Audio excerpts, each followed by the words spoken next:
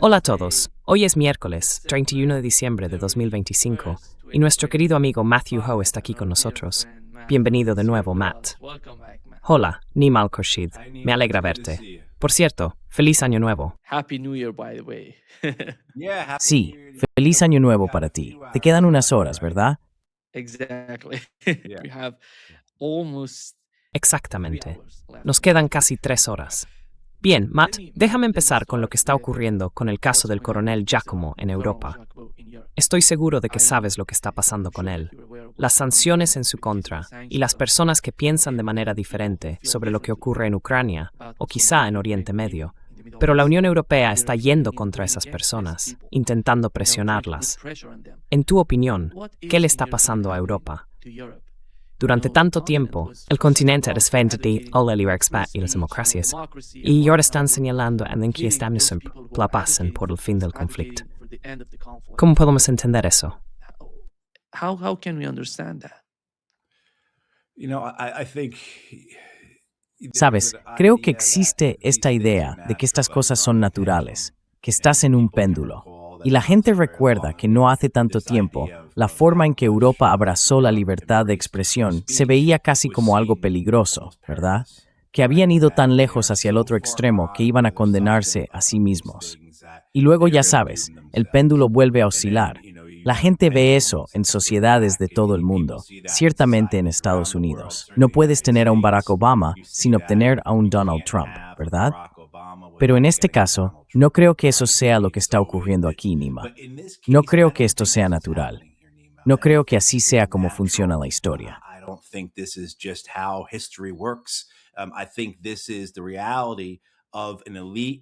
Creo que esta es la realidad de una élite en Europa que está en peligro, realmente en peligro, porque sus políticas han arruinado Europa. No han invertido en su gente. Han seguido con entusiasmo esta idea de ser los primeros entre los vasallos del imperio estadounidense, hasta el punto de que su posición ahora se ve amenazada por cualquiera que cuestione esta visión. Esta imagen de Europa como un baluarte de la democracia frente al autoritarismo. Esta idea de Europa como el principal vehículo nos solo desvalar occidentally, sin dignidad. Ya sabéis que el liberalismo el tismeo supitsue ali de europea.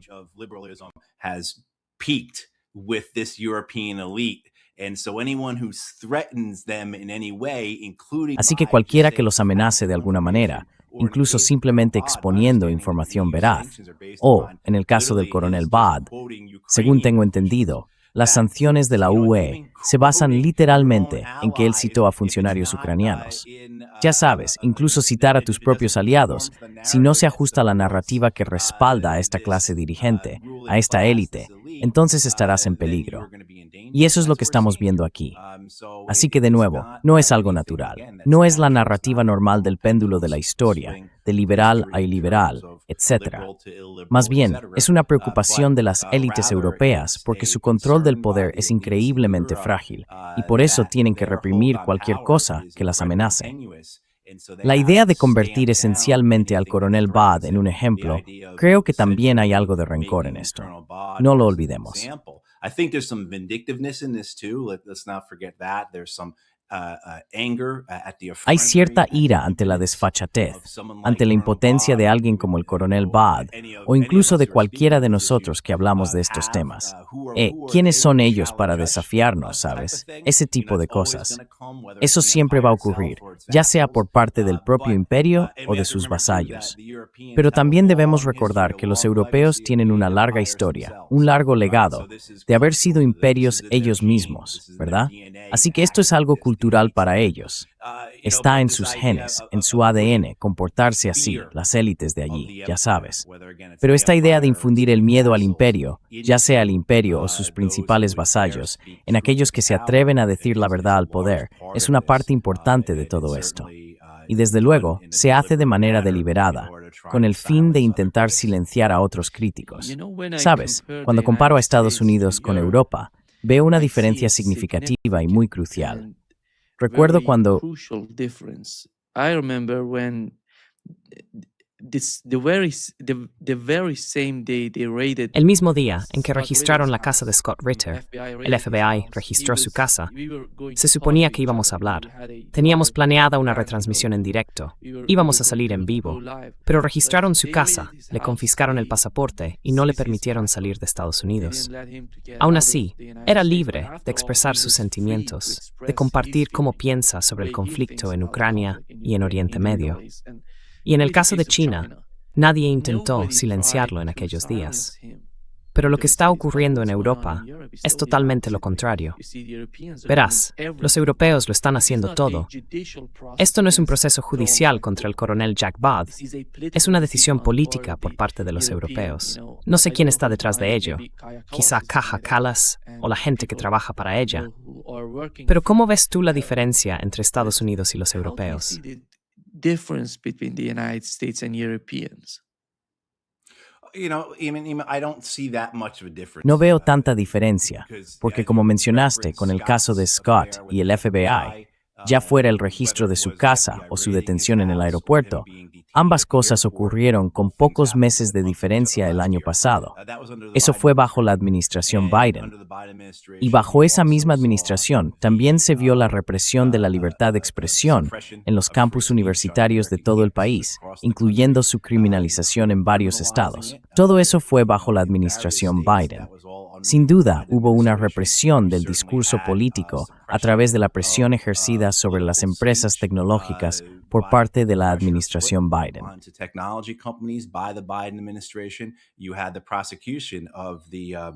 Tuvimos el procesamiento de, ¿cómo se llama? El Partido Socialista del Pueblo Africano, si no recuerdo mal, por parte de la administración Biden, supuestamente por estar confabulado con los rusos.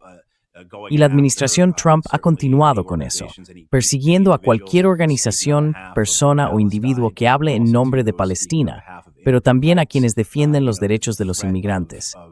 Ya sabes, la amenaza de represión, ya sea arresto, deportación o ruina económica, por parte de la administración Trump es muy clara.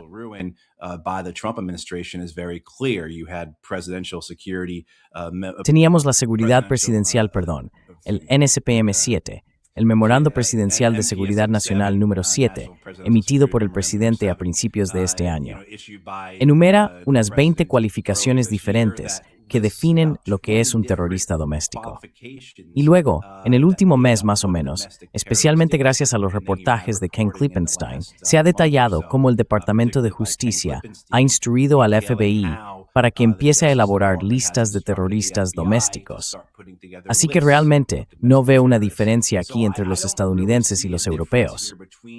Quiero decir, podríamos seguir con el ejemplo de los estadounidenses sancionando, digamos, a la CPI, la Corte Penal Internacional, porque está persiguiendo con razón a criminales de guerra israelíes.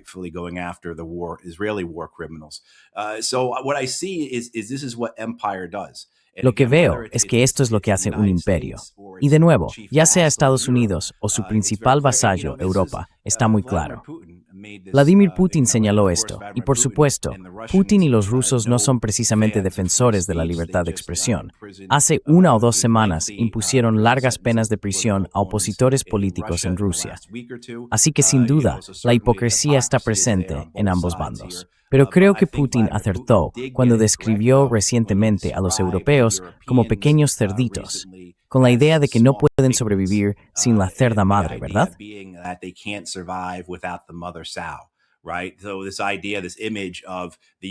Así que esta idea, esta imagen de los europeos incapaces de sobrevivir sin el imperio estadounidense, de los europeos alimentándose del imperio estadounidense, creo que es una imagen que la mayoría de la gente diría, sí, es correcta.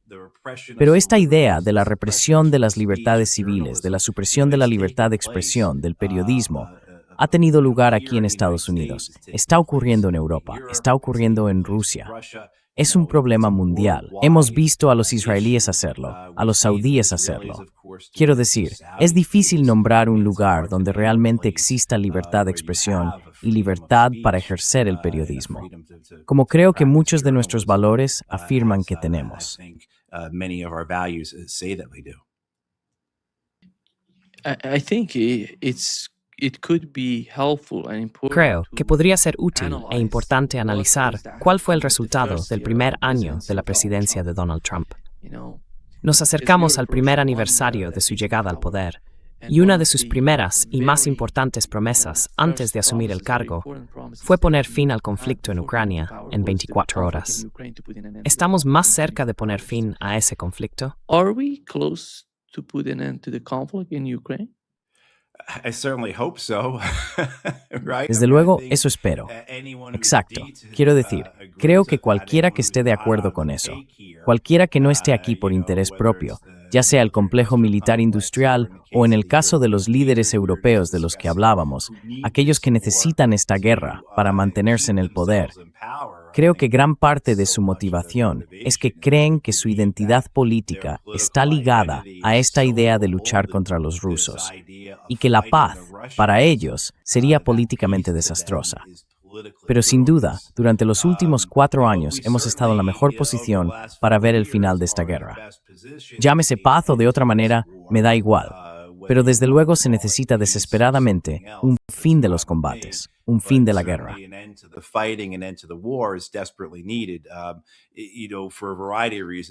Bueno, ya sabes, por una variedad de razones. Simplemente para poner fin al sufrimiento en ambos lados, a los cientos de miles de familias de ambos bandos que han sufrido pérdidas, sin mencionar la devastación del medio ambiente, el riesgo de una escalada y así sucesivamente. Pero, desde luego, creo que estamos en un punto en el que un final es posible. Mucho de esto depende de los caprichos de Donald Trump, lo cual da bastante miedo. Pero tampoco estaríamos en esta situación si no fuera por el ego de Donald Trump, ¿verdad? Además, creo que su instinto le dice que esto es fundamentalmente incorrecto, que no tiene ningún valor. No creo que Donald Trump esté abordando esto como una cuestión moral.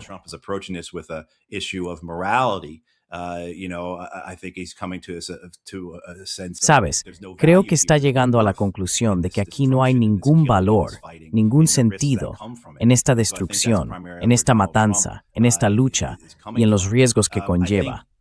Y creo que de ahí parte principalmente Donald Trump. Creo que lo que tenemos es una situación en la que las 4 partes no se están retirando, cuando cualquiera de los 4 participantes, Estados Unidos, Europa, Rusia y Ucrania, podría haberse retirado ya, y no lo han hecho. Y creo que lo más importante es que, por muy feo que parezca, mientras continúe este tira y afloja, mientras dé la sensación de que nunca habrá un final para esta diplomacia, está bien.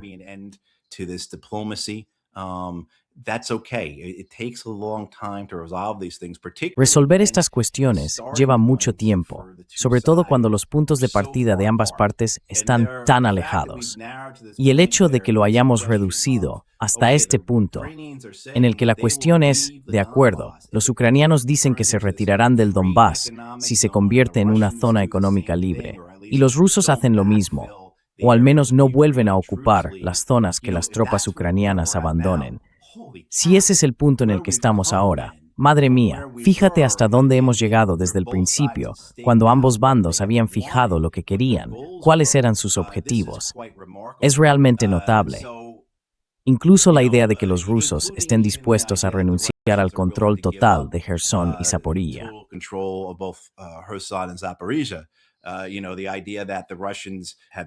Sabes, la idea de que los rusos hayan incorporado esas provincias, Donetsk y Lugansk, al país, las hayan convertido en partes oficiales de Rusia, y ahora vayan a decir, oh, solo vamos a quedarnos con la mitad o con 2/3 de esas provincias, es algo realmente importante. Creo que es una gran concesión por parte de los rusos. Así que, desde luego, por las razones que hemos comentado, los europeos no quieren que esto salga adelante. Prefieren la guerra hasta el final.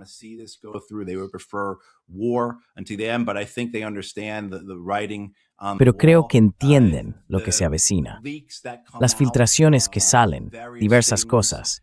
Hay que entender que cuando se dicen, ya sea una filtración o una declaración oficial, hay una agenda detrás. Están intentando ganar ventaja o salvar la cara, o simplemente no están preparados para revelar todo hasta el final.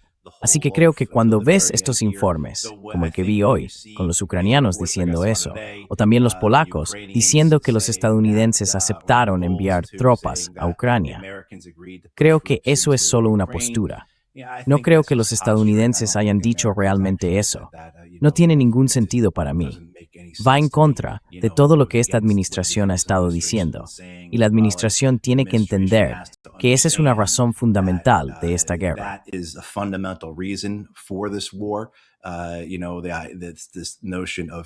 Ya sabes, esa idea de que la OTAN amenaza a Rusia, como si de algún modo Rusia fuera a aceptar la presencia de tropas estadounidenses y mucho menos europeas en Ucrania. Quiero decir, creo que estamos en una situación mejor que antes, lo cual es fácil de decir, porque la situación anterior, especialmente bajo la administración Biden, fue, ya sabes, vergonzosa. La vergüenza que debería recaer sobre la administración Biden por continuar esta guerra, sobre todo a medida que pasa el tiempo y salen a la luz más cosas.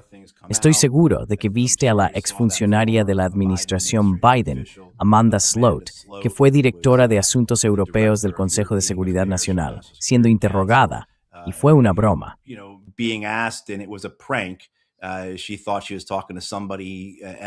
Ella pensaba que estaba hablando con otra persona. No se dio cuenta de con quién estaba hablando, pero básicamente estaba diciendo que sí, que esta guerra podría haberse evitado mediante conversaciones. Las negociaciones la habrían prevenido, parafraseándola. Quiero decir, eso vino del director de Seguridad Nacional para Asuntos Europeos de Estados Unidos. Así que, ya sabes, una respuesta larga, como siempre por mi parte, Nima. Pero creo que estamos en una buena posición de cara al futuro. Creo que Trump tiene ideas en la cabeza sobre lo que quiere ver. Hay informes que dicen que quiere hacer anuncios sobre varios temas en el Foro Económico Mundial, incluidos sobre Gaza, que no está en una buena situación.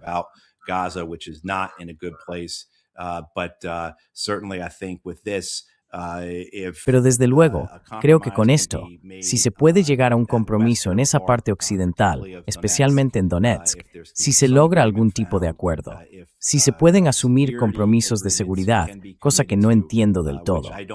Sobre todo porque los acuerdos de seguridad que se han filtrado parecen ser, primero, algo que los rusos no aceptarían, y segundo, van en contra de todo lo que los estadounidenses han estado diciendo este último año sobre cuáles son sus planes de seguridad nacional, cuáles son sus ideas, cómo imaginan avanzar en cuanto a las relaciones con Europa y Rusia. No tiene sentido, pero veremos qué pasa con eso. Y luego, cosas como esta operación en torno a la central nuclear, no entiendo por qué eso es un problema.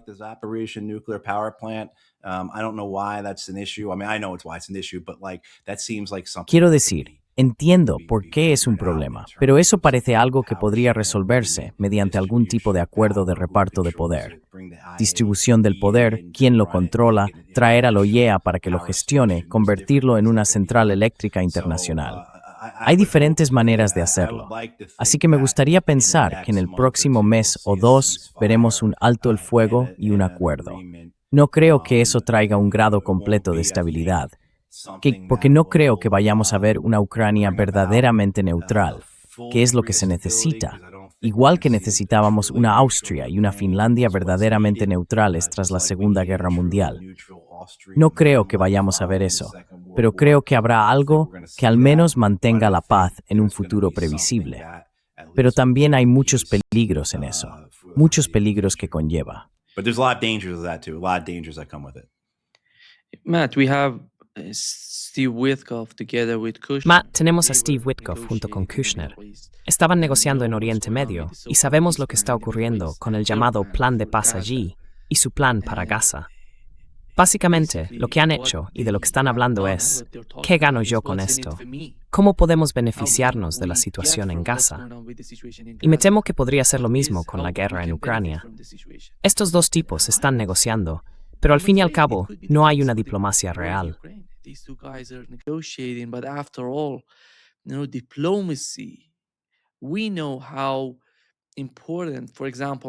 Sabemos lo importante que es, por ejemplo, cuando tienes a Lavrov negociando con Estados Unidos.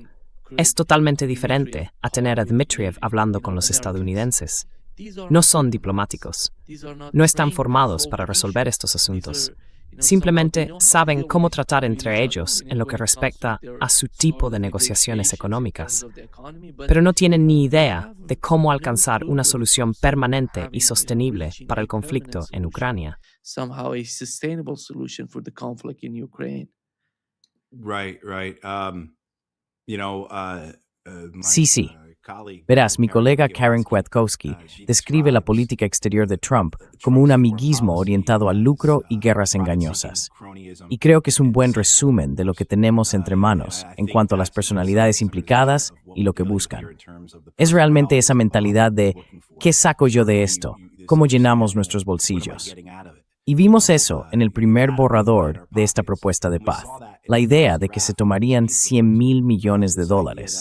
Esto estaba en el plan de 28 puntos de los activos rusos congelados y se invertirían en la reconstrucción de Ucrania, y que los rusos y los estadounidenses se repartirían los beneficios.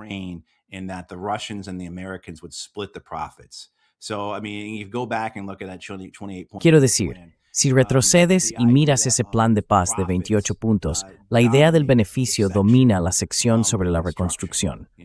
Normalmente eso es algo que se oculta en alguna parte. Cualquiera que conozca la industria del desarrollo sabe lo sucia que es, lo corrupta que es, cómo gran parte de ese dinero acaba de nuevo en bancos y empresas estadounidenses y finalmente en las arcas de las campañas políticas de Estados Unidos. Pero aquí lo dicen abiertamente, ¿verdad? Ni siquiera intentaban ocultarlo. Normalmente un programa de reconstrucción de esa magnitud, vaya, los buitres que estarían dando vueltas, ya sabes, ese tipo de cosas. Como dice el Evangelio de Lucas, ¿no?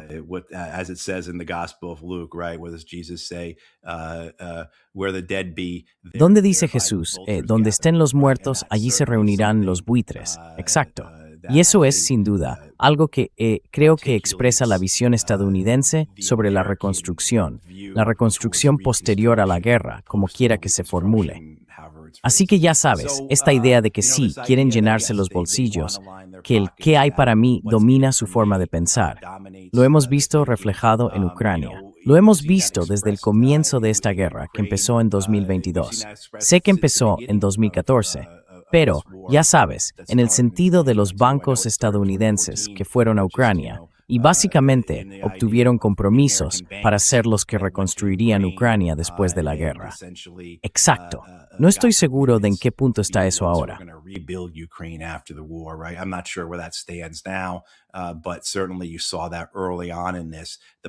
Pero desde luego, lo viste desde el principio, la toma de beneficios que iba a producirse. ¿Y quiénes son esos bancos? Pues son los amigos, los compinches de la administración Biden, ¿verdad? Quiero decir, vemos cómo esta guerra, como todas las guerras, es un negocio, en las inmortales palabras del general del Cuerpo de Marines, Smedley Butler. Creo que está muy claro. La búsqueda de beneficios, la actitud de ¿qué hay para mí? Por parte de la administración Trump con el plan para Gaza, que también fue negociado por Wickoff y Kushner. Y creo que eso es aún más explícito. Esta idea de monetizar el 70% de la costa de Gaza, como se reveló en un artículo del Wall Street Journal hace una semana aproximadamente.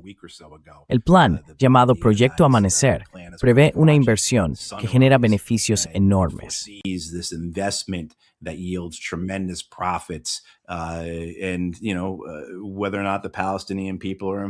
Y tanto si el pueblo palestino está implicado como si no, eso ni siquiera es algo secundario o terciario para estas personas. Así que la idea de conquista aquí, ya sea mediante la aniquilación literal de un pueblo, como los palestinos en Gaza, o en el sentido de ser quien toma las decisiones, el que tiene el poder de decidir, como quieras llamarlo, de los Estados Unidos en las negociaciones entre Ucrania y Rusia, no creo que nadie discuta la idea de que los estadounidenses son quienes pueden decidir el destino de todo esto. No estoy diciendo que los rusos y los ucranianos no tengan capacidad de acción, pero Estados Unidos es un factor tan importante en todo esto que en realidad depende de los estadounidenses cómo avance la situación. That it really is up to the Americans how this goes forward. And again, the Russians can walk away anytime, the Ukrainians. Y de nuevo, los rusos pueden retirarse en cualquier momento. Los ucranianos no pueden. Ellos pueden hacer lo que quieran. Los europeos, sin duda, están haciendo todo lo posible por sabotear esto, etc.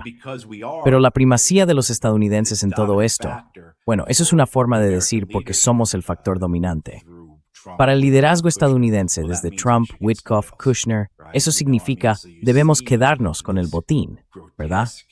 Se ve este grotesco afán de lucro, el amiguismo, las guerras engañosas, como diría Karen, que definen y realmente ayudan a entender la política exterior de Trump, no como se expresa en la política de seguridad nacional publicada hace unas semanas, sino como se manifiesta en la práctica, ya sea en acciones militares, como las que estamos viendo inminentes en Venezuela, o en acciones diplomáticas, ya sea en Ucrania o en Palestina. I will say this, one thing I think that is really Diré esto, algo realmente destacable de lo que está ocurriendo en Ucrania y Rusia en cuanto a las negociaciones es el papel de Estados Unidos como beligerante y mediador a la vez, ¿verdad? Así que esta idea de que Estados Unidos sea parte beligerante en el conflicto, pero también mediador, no estoy seguro de conocer otra guerra o situación en la que se haya dado una configuración como la que vemos aquí. Y por supuesto, creo que muchos de nosotros sentimos cierta inquietud por ello. Pero por ahora, como decimos, esto ha llevado al punto, bajo la administración Trump, en el que quizá haya un final para esta guerra, o al menos alguna forma de paz.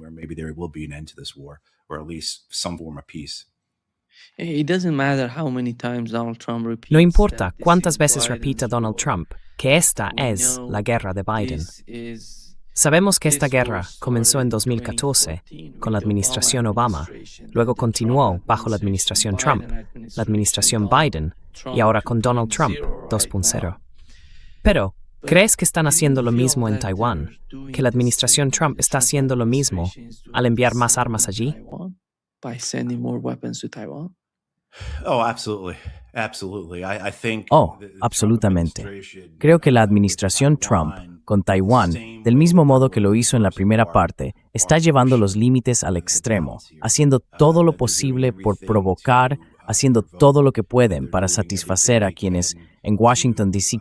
sí quieren una y sintiendo que pueden controlarlo y llevarlo justo hasta el borde. La idea es, vamos a presionar, vamos a provocar a la gente, vamos a pinchar a los chinos para obtener un beneficio político interno. Absolutamente. Creo que eso es lo que se vio con la administración Obama. Sabes, cuando yo estaba en Washington, D.C., en 2014 y 2015, participé en algunos esfuerzos en el Capitolio.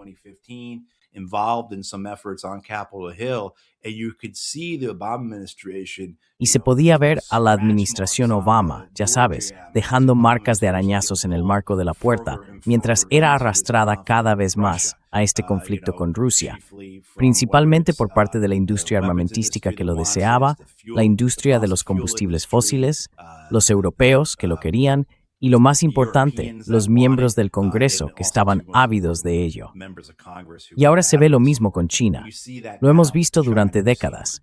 Pero ya sabes, en la última ley de autorización de la defensa nacional, que se aprobó hace apenas unas semanas, hay una disposición dentro de la NDAA que ordena al Departamento de Defensa enviar más buques a través del estrecho de Taiwán. Ya sabes, esta idea de enviar esas patrullas de libertad de navegación, como las llaman, que no es más que ir y provocar a los chinos, ¿verdad?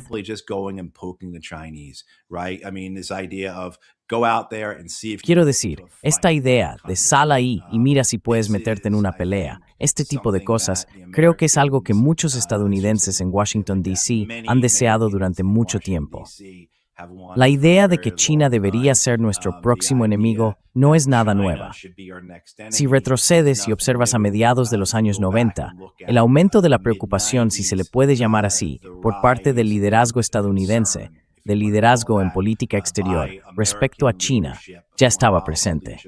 Y desde luego, la forma en que la administración Clinton pasó a poner el énfasis en el Pacífico se destacó, por supuesto, con los enfrentamientos en torno a Taiwán, incluido el envío de 2 grupos de combate de portaaviones a la costa china, y básicamente diciendo, ¿qué vais a hacer al respecto?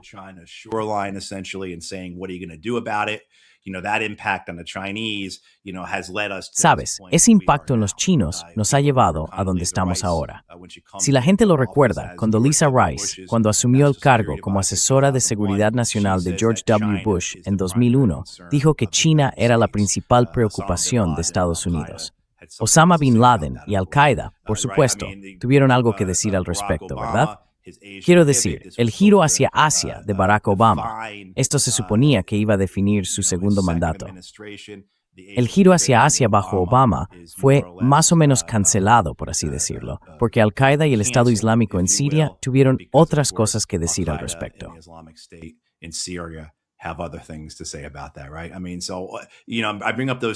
Exacto. Quiero decir, menciono esos 2 puntos solo para recordar a la gente que gran parte de la realidad de este mundo se construye a través de las acciones de Estados Unidos, ¿verdad? Los atentados del 11 de septiembre de 2001 fueron una consecuencia directa, una reacción directa de la política exterior estadounidense a lo largo de las décadas. Y por supuesto, la situación en Siria, ya sea esa guerra civil ruinosa, horrible y terrible, o la realidad del Estado Islámico, es toda una consecuencia de las acciones de Estados Unidos. Así que los estadounidenses que quieren girar y empezar este nuevo conflicto con China siguen frustrándose por los viejos conflictos que ellos mismos crearon. Y en particular, si se remonta al origen de Al-Qaeda y a la razón de ese conflicto, todo se remonta a la Guerra Fría. Al-Qaeda existe por nuestra guerra con la Unión Soviética.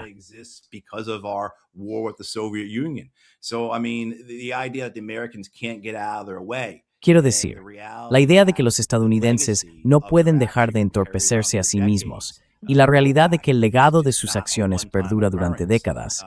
La reacción no es algo que ocurra una sola vez. Se extiende a lo largo de generaciones. No creo que eso sea algo que Estados Unidos haya comprendido realmente. Pero desde luego, la retórica sobre China, la discusión, la obsesión con China, está presente en Estados Unidos, en Washington, en todo el Congreso. Y no creo que Donald Trump quiera entrar en guerra con China. Pero creo que a su administración le gusta la idea de, una vez más, forzar los límites, provocar a los chinos, obtener beneficios políticos internos de ello y complacer a los distintos grupos de interés en Washington, D.C. que quieren la guerra, o al menos les atrae la idea de una guerra con China.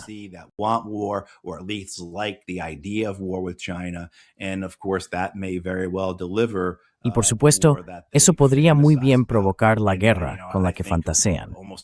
Y creo que casi todos nosotros, ¿verdad, Nima?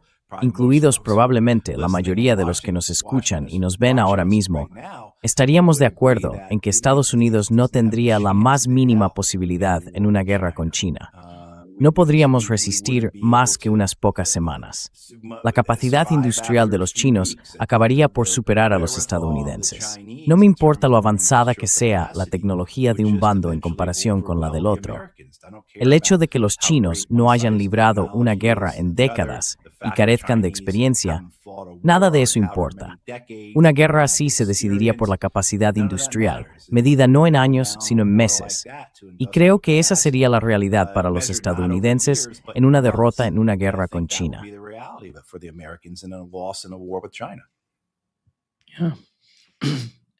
Matt, looking at the Middle East, Matt, West Asia al today, observar Oriente Medio y Asia Occidental hoy en día, me parece que mucho ha cambiado, que todo resulta de algún modo extraño. Cuando ves a Arabia Saudí atacando 2 barcos que transportaban armas de los Emiratos Árabes Unidos con destino a Yemen, nunca habría pensado que esos 2 países pudieran atacarse entre sí. Y no se trata solo de Arabia Saudí y los Emiratos. Ves a Netanyahu yendo a Chipre junto con Grecia, formando de algún modo una especie de coalición. Por otro lado, Erdogan va a estar aquí en Irán, hablando con funcionarios iraníes. ¿Qué está ocurriendo en Oriente Medio, en tu opinión? ¿Y cómo están cambiando su rostro estas guerras interminables? Porque en mi opinión, lo que está sucediendo dentro de los estados árabes, teniendo en cuenta su política exterior, después del ataque a Doha, varios actores están modificando ahora sus cálculos. They're modifying their calculations right now. Right. I think, well, and don't forget another big thing that's happened in the last Exacto. week or so is that Creo que, bueno, no hay que olvidar otra gran cosa que ha ocurrido en la última semana, más o menos. Ese enorme acuerdo de gas natural entre Israel y Egipto, por el cual Egipto va a comprar, que unos 35.000 millones de dólares en gas, de Israel. Creo que estas son las consecuencias de los 2 últimos años de guerra, ya sea la guerra en sí, el genocidio en Gaza, Líbano, Siria, los ataques en Irak, por supuesto la guerra con Irán, las batallas con los hutíes, y que Estados Unidos e Israel han salido dominantes, especialmente Israel. Los estadounidenses, creo, han aprendido una lección de lo que significa estar sobreextendidos, y podemos relacionar esto con lo que acaba de hablar sobre China. We tie this back to just talked about with China, but no, and I shouldn't say they've learned a lesson. No debería decir que han aprendido una lección. Deberían aprender una lección sobre estar demasiado comprometidos. Pero no sé si, bueno, como a Larry Wilkerson le gusta citar a Barbara Tuchman, la testarudez de Washington, D.C. ha sido penetrada por la realidad. Creo que lo que hemos visto es, lamentablemente, un éxito estratégico por parte de los israelíes. Ahora bien, hay todo tipo de cuestiones internas dentro de Israel que podrían ser su perdición, y eso podemos tratarlo aparte. Pero al menos geopolíticamente, en el frente regional, el dominio de los israelíes es evidente, y creo que la mayoría de las naciones lo están reconociendo. ¿A dónde llevará eso? Tendremos que verlo. Quiero decir, como he dicho antes, no entiendo por qué los turcos aún no han empezado a desarrollar un arma nuclear.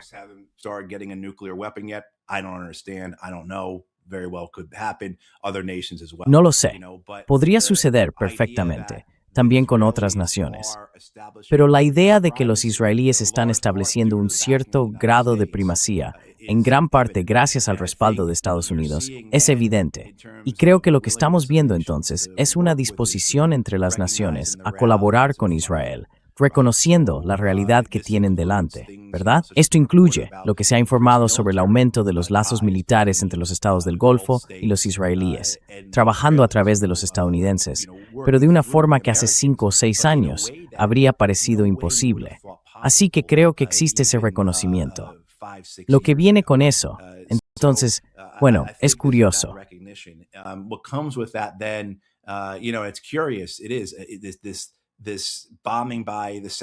Es este bombardeo de los saudíes contra los vehículos del STC, el Consejo de Transición del Sur.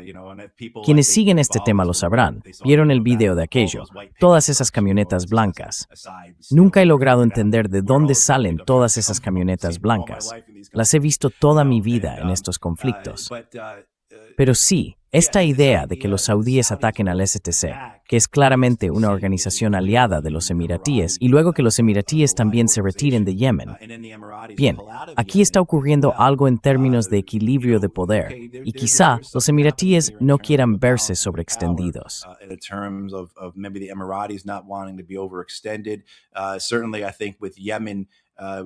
Desde luego, creo que lo que estamos viendo con Yemen en particular tiene que ver con el propio Yemen.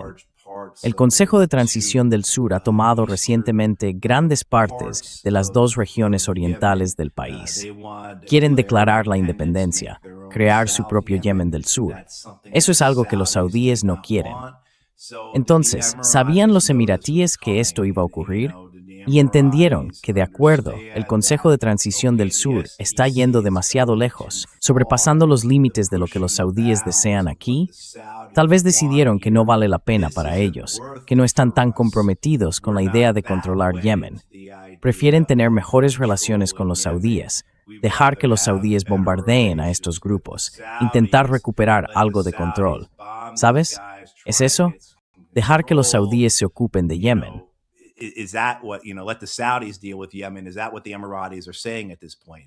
¿Es eso lo que están diciendo los emiratíes en este momento? Puede que para ellos no merezca la pena. Pero ya sabes, se está viendo un cambio en la región debido a los 2 últimos años de genocidio. Y por supuesto, si retrocedes y analizas las causas de fondo, las razones fundamentales por las que tuvo lugar la inundación de Al-Aqsa, por qué la resistencia palestina llevó a cabo esos ataques el 7 de octubre, las realidades geopolíticas impuestas a los palestinos por los acuerdos de Abraham fueron realmente una motivación principal. Hubo muchas otras motivaciones también, pero esa fue una cuestión clave para los palestinos, la idea de que estaban siendo dejados atrás. Todas esas naciones estaban firmando los acuerdos de Abraham. La administración Trump, bueno, en ese momento aún quedaba un año.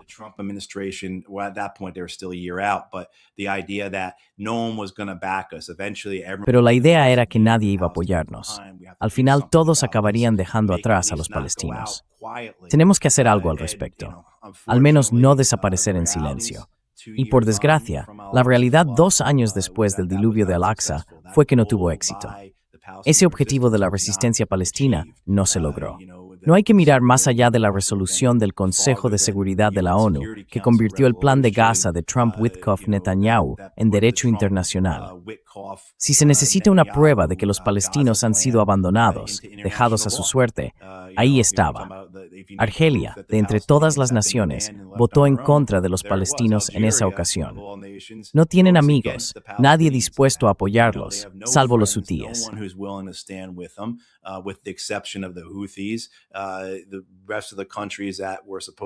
El resto de los países que supuestamente formaban parte de la resistencia junto a ellos se han visto debilitados, han sido neutralizados, disuadidos por los israelíes. Así que, de nuevo, volvemos a esta idea del éxito estratégico de los israelíes y los estadounidenses en los últimos años. Es innegable. Quiero decir, podemos repasar país por país, si quieres, en toda la región, pero esa es la realidad. Y creo que esa realidad se ha sentado en Oriente Medio. En un futuro previsible, Israel es dominante. Mientras cuente con el respaldo estadounidense, que a pesar de las encuestas y del sentimiento público en Estados Unidos, no veo que vaya a cambiar. Quiero decir, ¿alguien duda de que este memorando de entendimiento que proporciona a Israel $3.800 millones al año y que está a punto de expirar no será renovado?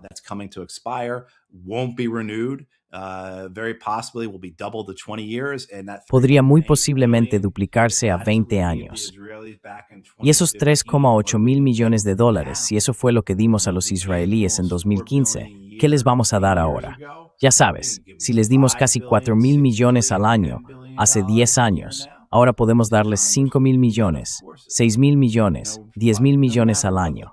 Y si el Congreso lo hace, y por supuesto que lo hará, sin importar lo que digan las encuestas de opinión pública, entonces sí, creo que esta es la terrible realidad a la que nos enfrentamos.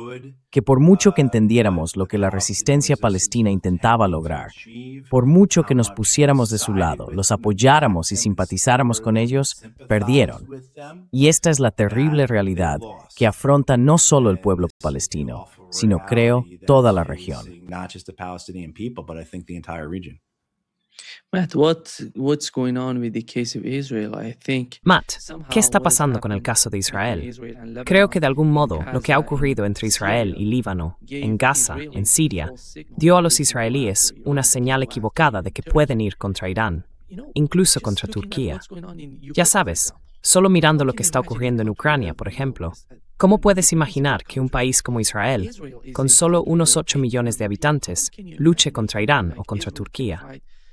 Es imposible. No importa si haces algún tipo de nuevo acuerdo con el sur de Chipre, que es insignificante. Conozco Chipre, el norte, el sur y Grecia. No son importantes militarmente. Puedes usar su territorio para atacar a otros países, claro. Pero ¿cuánta ventaja real podría aportar eso a Israel? Porque ahora mismo ves a los israelíes argumentando que Turquía se está convirtiendo en su peor enemigo. Turkey is becoming the worst enemy. Está creciendo debido a las diferencias que tienen en Siria. Sabes, no se trata solo de conseguir algún tipo de influencia o de éxito, como mencionabas, en la forma en que los estados árabes intentan gestionar su relación con Israel. Pero, al fin y al cabo, tenemos 2 países en Oriente Medio, diría yo, Irán y Turquía, e Israel ni siquiera es comparable a ninguno de ellos. Y Estados Unidos, realmente no creo que Estados Unidos se arriesgue a una nueva guerra en Oriente Medio solo por el bien de Israel. Porque ya sabes, en el caso de Venezuela, sabemos lo que está ocurriendo. En el caso de Yemen, sabemos lo que pasó con la administración Trump cuando entró en el Mar Rojo para castigar a los yemeníes, a los hutíes, lo cual no tuvo éxito al final. Lo intentaron todo. Así que, el cálculo. ¿Cuál es el cálculo por parte de los israelíes? ¿Entienden realmente su propia realidad? Do they really understand their reality? Or there's somehow they feel that they can do something like they did in Syria? ¿O de alguna manera sienten que pueden hacer algo como lo que hicieron en Siria? Sabes, por ejemplo, antes de entrar en esta transmisión en directo, hablábamos de estas nuevas protestas aquí en Irán. No he estado en Irán desde hace más de 12 años, y cada vez que se habla de protestas aquí, pregunto a la gente al respecto. Pero ahora que estoy aquí, veo que no está ocurriendo nada significativo. Todo es una especie de propaganda, y no sé si están tomando sus decisiones basándose en esa propaganda, porque la guerra de 12 días empezó con esa mentalidad, la de que podían cambiar el régimen.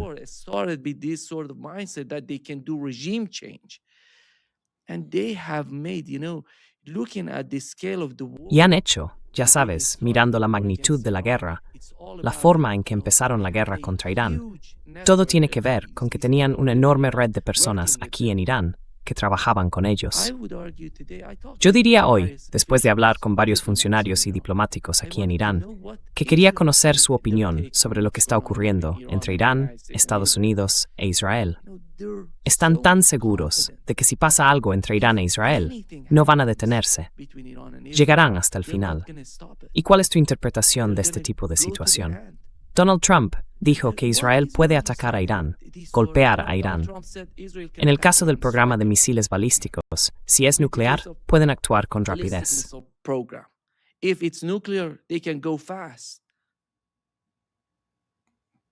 Yeah, I think Sí, creo que, ya sabes, aquí entran en juego varias cosas, Nima. Una es simplemente la arrogancia, el sentimiento de derecho, el racismo implicado. Quiero decir, yo lo vi claramente con las guerras de Irak y Afganistán. Habla con los veteranos de Vietnam. En términos de política y toma de decisiones, existe esta idea de que esa gente no puede vencernos, ¿verdad? Así que hay un desprecio hacia los iraníes porque no son occidentales, porque son morenos. Aunque no se diga abiertamente, está ahí de forma subconsciente. Y como dije en Irak y Afganistán, esa actitud de que esa gente no puede vencernos. These people can't beat us, right? So like that type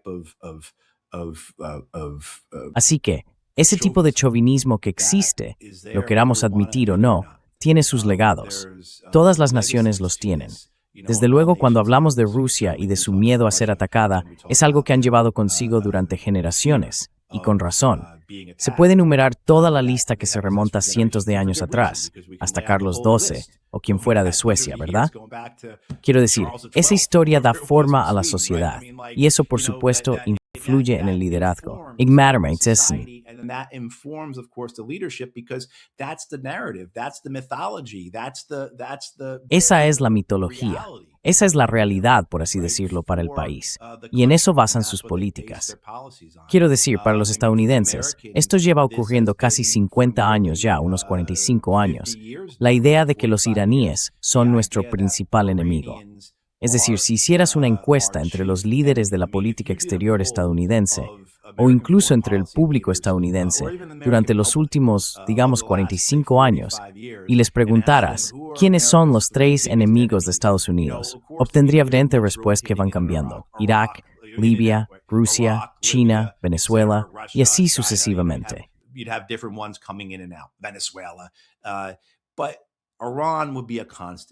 Pero Irán sería una constante. No tengo ninguna duda de que en cualquier momento de los últimos 45 años, Irán habría estado en esa lista de los 3 principales. Y ese tipo de conversación, esa narrativa, crea una realidad innegable. Si entras en casi cualquier oficina de política exterior, militar o de inteligencia en Washington, D.C., o en todo el aparato de seguridad nacional estadounidense, la presuposición, La necesidad, la obligación de identificar a Irán como enemigo es evidente. Si tú y yo entráramos a hablar con un grupo de generales y almirantes o con un grupo de asesores del Comité de Relaciones Exteriores en el Capitolio o con gente de los think tanks de Washington, D.C., por ejemplo, si apareciéramos en la Heritage Foundation o en el Center for American Progress o donde fuera, y dijéramos, mira, hemos hablado con los iraníes, ellos responderían, no podéis hablar con ellos, son nuestros enemigos.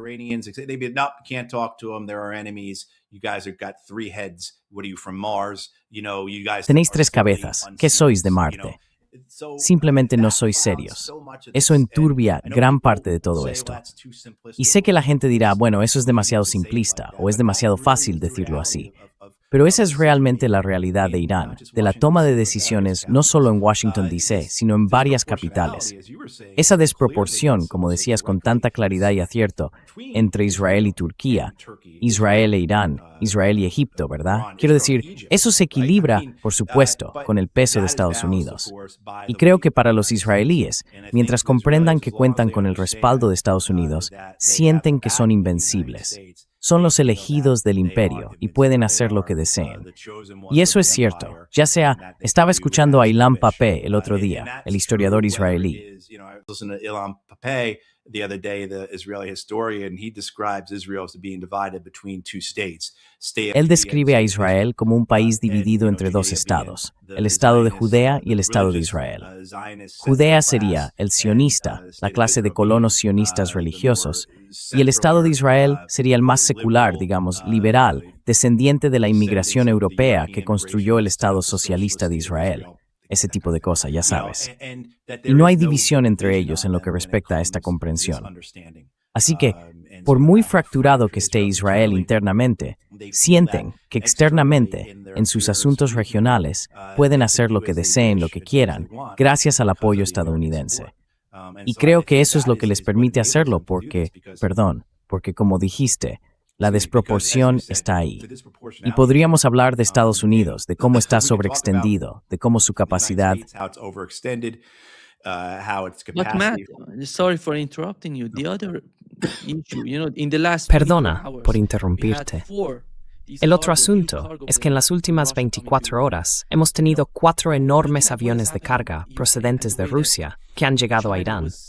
Viendo lo que ha ocurrido en Ucrania y cómo China fue al principio tan reacia a apoyar a Rusia cuando empezó la guerra y dónde está China hoy con el conflicto, no veo a China y Rusia renunciando a Irán, porque sería enormemente problemático para Rusia e incluso para China si Irán se desmoronara. Ya sabes, es el Cáucaso Sur. Todo tiene que ver con mirar a Chechenia, mirar a Dagestán. Forman parte del Cáucaso Sur, Georgia, bajando hacia Azerbaiyán, Armenia. Estos países están hoy tan interconectados. Y esa realidad no se valora en Occidente. No se habla de ello. In the West, they don't talk about it. These countries, I have to ask these diplomats here. Estos países, tengo que preguntárselo a estos diplomáticos aquí, no quieren hablar del tema. Les pregunto, ¿qué está pasando? ¿Cuál es vuestra interpretación? ¿Qué ocurre entre Irán, China y Rusia? No están dispuestos. Simplemente no quieren hablar de ello. Pero lo noto cuando hablo con ellos. Es algo que evitan. ¿Por qué no quieren hablar de ello?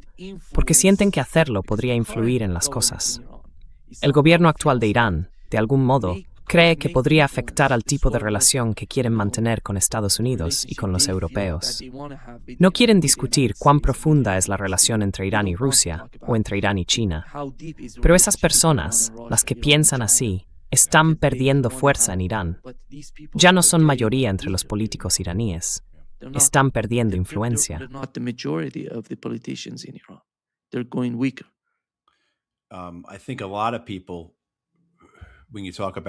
Creo que mucha gente, cuando hablas de esto, de la relación entre Rusia e Irán, China e Irán, y de lo que pasará si hay otro ataque estadounidense contra Irán, algo que, coincido contigo, es increíblemente probable, piensa que eso ya se decidió durante la visita de Netanyahu. Y desde luego, los comentarios públicos de Trump no disuaden nada de eso. La gente recuerda la primera visita de Netanyahu a la Casa Blanca en febrero, cuando estaban juntos en el podio. La afirmación de Trump de su apoyo a Israel, ya sea en Gaza o contra Irán, fue clara. Si miras lo que dijo, es evidente que va a haber una guerra. If you go and look back at what he says, it's clear that there's going to be a war. U.S. is going to back Israel militarily. Estados Unidos va a respaldar militarmente a Israel en una guerra contra Irán, y eso va a suceder. Creo que veremos lo mismo otra vez, a menos que de algún modo haya una capitulación por parte de los iraníes. ¿Y entonces qué harían los rusos y los chinos? Creo que muchos de nosotros tendemos a mirar a Siria y decir, mira, los rusos vieron que Siria no valía la pena mantenerla, que Assad era una causa perdida, que intervenir en Siria y proteger al régimen de Assad era mucho más de lo que los rusos estaban dispuestos a hacer, por diversas razones. No creo que ese sea el mismo cálculo con Irán. No creo que los rusos vayan a enviar escuadrones de Su-57 y Su-35 allí para proteger a los iraníes. Pero sin duda, el descontento de los rusos se manifestará de alguna manera.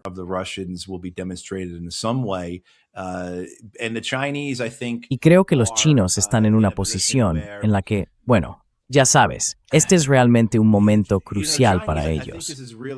Ya sea por esta guerra inminente con Irán, como dijiste, por las relaciones entre China e Irán, o por Venezuela, donde ahora mismo tenemos esos barcos que se dirigen allí y que son barcos chinos no sancionados por Estados Unidos. No es que eso tenga ningún significado legal internacional, pero aún así, ¿qué va a pasar aquí? ¿Qué pueden hacer los chinos para detenerlo? Creo que esto va a ser un factor determinante, tanto para los rusos como para los chinos en el futuro, igual que dijimos antes sobre los turcos, y la idea de que los turcos acaben consiguiendo un arma nuclear. Porque, ¿qué vas a hacer? ¿Vas a seguir permitiendo que esto ocurra? Ya sabes, los chinos tienen ahora 2 portaaviones, pero no tienen la capacidad de proyectar fuerza. No tienen la capacidad de salir y proteger a China.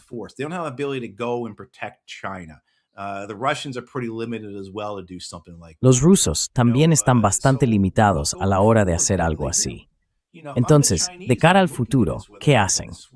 Si yo fuera chino y estuviera observando esto, ya sea en Venezuela o simplemente la forma en que los estadounidenses actúan, bombardeando y realizando incursiones por toda África a su antojo, ya sea en Somalia o en Nigeria, eso afecta a todo tipo de cuestiones para los chinos de esa manera.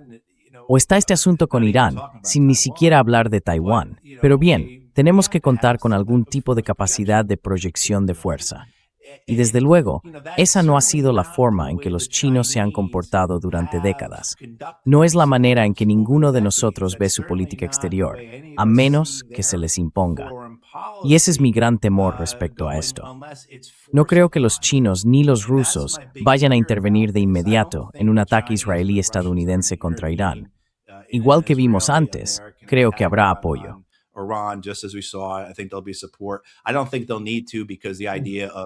No creo que necesiten hacerlo, porque la idea de que el régimen iraní colapse y que los rusos y los chinos tengan que mantenerlo en pie no está sobre la mesa. Creo que los rusos y los chinos van a tener que observar cómo atacan a su aliado y darse cuenta de que realmente no pueden hacer nada al respecto. Y eso va a motivarlos de cara al futuro, ¿verdad? Eso va a reforzar la idea que ya tienen. ¿Cómo contrarrestamos esto? No podemos seguir permitiendo que ocurra. ¿Sabes? Quizá no veamos 2 portaaviones chinos, quizá veamos 12 o 11, igual que los estadounidenses. Así ahora muevamos a que están determinando cómo será el 2030, los 40. Sí, exactamente. Muchas gracias, Matthew, por acompañarnos hoy. Un gran placer, como siempre. Por supuesto, Nima. Gracias y feliz año nuevo. Sí, feliz año nuevo para ti y tu familia. Me alegra mucho que estés de nuevo con ellos. Y sí, feliz año nuevo a todos los que nos escuchan y nos ven.